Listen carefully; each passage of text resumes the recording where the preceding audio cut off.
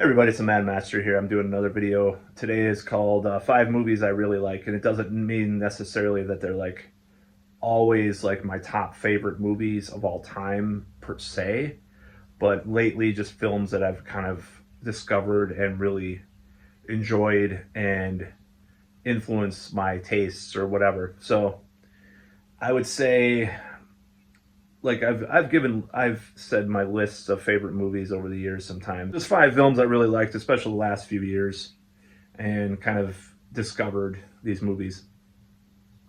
So I'm not going to do it in any particular order because like the last video about albums I've listened to the most. These aren't like in a particular order. Like I think, like I said, Seven Son of a Seven Son I probably listened to the most through my life is probably the highest charted listens of all time for me is Seven Son by Iron Maiden. So, and it might be another Iron Maiden album. Maybe it's the first one, might surpass it at some point, or it's pretty close. But anyways, I wanted to start this with some movies I really like. The first one I discovered because there's this Amoeba Records "What's in Your Bag" video series on YouTube, because there's this Amoeba Records, this chain, sort of chain, like small chain on like the West Coast, and they get celebrities or edgy musicians to go in the record store and pick up, get like all these records or sometimes movies and stuff. So in this case, it was Nameless Ghoul that from Ghost, who's, I don't think the guy is any longer with Ghost, but it was one of the Nameless Ghoul guitarists that they got to do this series. And he went to Amoeba Records, and this was like I don't know if it was like 2016 or something like that. And one of the movies he got was Zardoz, which is with Sean Connery, directed by John Boorman from 1976. I have the poster in my wall up there. And I was like, he was talking about the movie. I was like, that sounds really whacked out. So I think I actually rented it from iTunes. Ironically, strangely enough, I didn't like sail the high seas to watch it. I actually do own it on DVD now. And I was like, yeah, I was floored by it. It was just so good. And people say it's stupid and crazy and weird, but like, that's cool, you know? So, I mean, I thought it was awesome.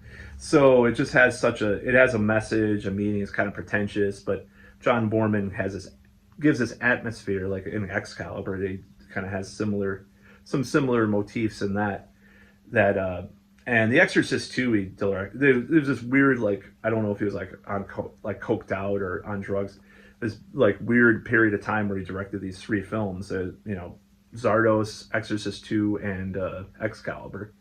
And I think Exorcist 2 had a lot of potential, even though it was pretty bad movie. It was a bad Exorcist sequel. I think it could have been a good movie on its own if he made some changes, but it was pretty bad. So I still like it as kind of a cult classic, kind of so bad it's good in a way. But Zardoz is really to me, it's just such an interesting movie about the hubris of society and just technology and human nature and philosophy, and just it has a fantastical element too, and it just has this kind of vibe that I love. So I'd say that was a movie that I discovered that I really liked. And I'm just going to do 5, obviously. I'm looking at one right now. So I'm just going to talk about this movie because I think people should talk about it. And that's Blue Valentine. Oh, the second movie that I wanted to talk about is Blue Valentine, which has Ryan Gosling and Michelle Williams. And this movie is one of the most depressing movies I've ever seen in my life.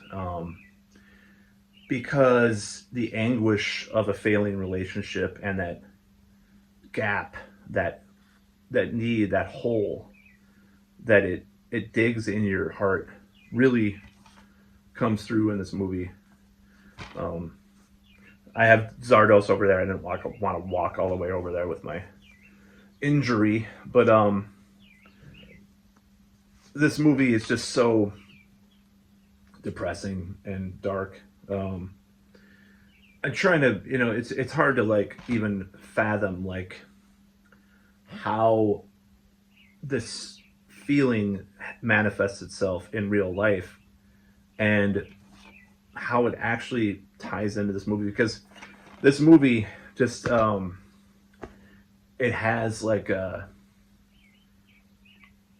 just this it's just this cry of desperation, this feeling of chaos and lack of control in your life, like when you're in this situation, this scenario where you're losing out on this relationship that was going well, and just the feelings that happen. And it's so real. I'd say another movie like this is Marriage Story with Adam Driver. It's pretty good. So this movie is just so devastating that it gave me flashbacks to I'll just put it this way. So the time that they go to that motel and they're having this fight, the couple, and it's just so the relationship is off the rails, and they're trying to, like, he's trying really hard, the character that Ryan Gosling plays, to make things work or force it to work, and it just gets really, really dark, and really the feelings that you feel when you watch it, you're like, oh my god, that reminds me of this time. And it was hard to watch, honestly. It's one of the most depressing movies, so that really made an impact on me in more recent times. So that brings me to the next movie, which is another relationship movie, and I really like the dreamlike quality of it. And this is probably, I don't know if this is my favorite Brian De Palma movie. It might be, because maybe other than Scarface, it's Obsession, which is an underrated film by Brian De Palma, and it has just this quality, these twists in the movie that are just really probably quite controversial, but nevertheless, it's really a tough movie to feel. You know, it brings up a lot of feelings, but it's very dreamlike. It's very surreal, the filming of it, and that's what I really liked about it. And it was it's kind of just pulls you into this world that this guy is going in, and it's about grief, you know, of losing someone. Like whereas like Blue Valentine is about grief that's happening in real time, you know, the grief of losing a relationship. Obsession is just about grief of losing someone, period. And it's also this idealization of what you had in your life in the past, and what you want in the future, want in the present, and trying to grasp onto that ideal when you lose it in your life, and you want to get back to it. You know, you want to get back to this, you know, like in that case, it's his wife that he loses in the movie. And I think that happens to, it's a lot about nostalgia of the past, and like the dreamlike quality that he evokes, Brian De Palma, and, you know, the cinematographers and stuff. That really got to me, as far as like grasping onto that moment that you had in the past that you want to get back. And I identified with the character, you know, that the main character.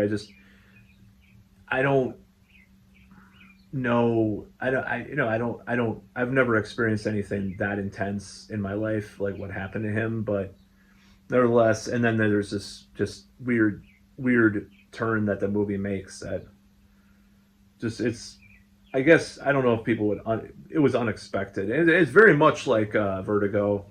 It's very much like Alfred Hitchcock. I mean, Brian De Palma is known to have worshipped at the altar of Alfred Hitchcock, and that's fine. So that's another movie that's made quite an impact on me. But I'm going to talk about De Palma again, because I really am a huge fan. And that is, I'm just going to go straight to Scarface, because I don't really care. This is my list of movies that made an impact on me more recently. So, and Scarface is just I grew up kind of hating crime films because a lot of the teenagers that were around me kind of idolize these and like glamorize these kinds of figures. And you know, rappers will talk about Tony Montana and all this stuff. And I really kind of had an antipathy towards, you know, even the Godfather and stuff, the Godfather trilogy. And I do like them, don't get me wrong, but I just was like, for example, I went to this alternative school growing up for high school, and we had a class called organized crime where we watched all these different movies like The Godfather, Goodfellas and stuff. And there were people cheering on the domestic violence scenes and stuff like that in the movie. And I was just grossed out by these people, you know, that grew up, some of the people I grew up with that. And I had friends, even close friends, was like, I would love to be a mobster and all this stuff. I'm like, oh, it's so cringe, you know. And it's just teenage rebellion, whatever. But, you know, it just kind of grossed me out. It kind of turned me off of mafia movies. But in more recent times, and this is what got me into Brian De Palma, I watched Scarface. And it's the last 6-7 years, I mean, recent times. But, and if you're 101 years old as of yesterday, you know, of course you're going to, that's more recent. So anyways, this film was just, I'd only seen it like once or twice, maybe at most. Maybe once, and then parts of it here and there. When I watched it again, I was like, this is a cartoon. This is a caricature. This is a satire. This is a parody. Just has this over-the-top quality about it that it was just the music, the styling, the cinematography, and Al Pacino especially. I was just like, man, this movie is so good. It's so hilarious. And I don't know if it was meant to be hilarious, but it's so funny. It's so weird. And I realized it's just, you know, it's about this guy's rise and fall and, you know, and this morality tale and, you know, morality play. I just realized that it was such a good film. This movie I want to talk about that probably will anger some people or like say, what do you like that movie, blah, blah, blah. And that's Midsummer, you know. Ari Aster's Midsummer. And I did like Beau Was Afraid, by the way, as a good follow-up. I liked it because, and it's an A24 movie, blah, blah, blah. It's played out. And I know it's played out. You know, when I saw some recent A24 horror films, like, you know, it's getting a little cringe at this point. Now, this is 6 years ago. I'll tell the whole story. I was dating someone, and we went to a movie theater, and it was interesting just watching this movie with her. And you know, we almost it got a little heated in there, not in the like negative way, in the positive way, if you know what I mean. A little heated, almost like a 90s thriller heated, you know. Like a 90s erotic thriller heated. And but we stopped, you know. I watched most of the movie, so I mean, I'd say 90% of the movie we watched. So we didn't get kicked out of the theater. We kind of cooled it down a little bit, but it's just such a memory. And I remember vaping pot that day. It was probably the first and only time I vaped marijuana. It was weird to watch a little inebriated too, and it was an interesting. I just remember that day. It was just, you know, we had a little argument before, or was it after the movie or before the movie? I can't remember. So we watched this movie, and it was just such a vintage memory for me now. It's 6 years ago, this summer. So this movie is a lot like The Wicker Man in many ways. I thought that it had a lot of the same elements, but it also had a lot of different elements to it. A very psychedelic kind of hallucinogenic elements to it and surreal elements to it that really made it very much stand out. And thankfully it wasn't about, you know, like there's A24, like the goat at the end of the movie, the black goat, you know, you see it at like there's at least 5 movies I can mention, and not just The Witch. The Witch was one of the first, but I don't remember. The whole thing is about this pagan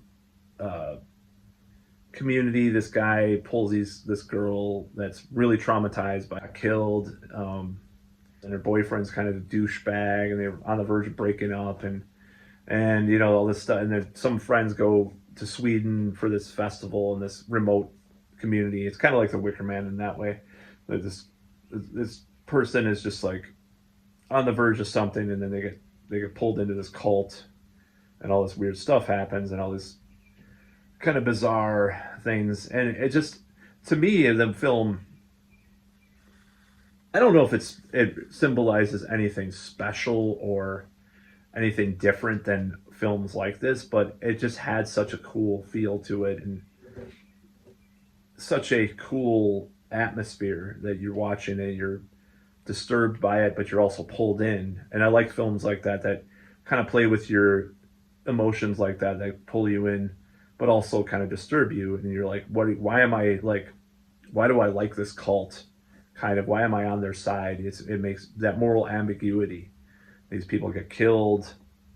I'm not going to say what happens. Of course, it's a horror movie. People get killed, so I can say that without spoiling anything. But I really liked it, and I really love it. The ending, you know, I'm not going to give away the ending. Probably already know if you've seen it. If you're a horror fan like I am, the ending is interesting. And this is the thing about the film that really drew me in later, that it's had an impact on me. I had dreams about it years later, and it kind of had to do with that relationship too that I was in, and kind of fit into that. So it's kind of interesting, like the ending. I've had dreams about that ending, and it was very, I got so pulled into that movie. It just, you know, you just got pulled into these films, and you're almost like, and that's kind of the nature of that cult that's in the film. It's like you kind of think that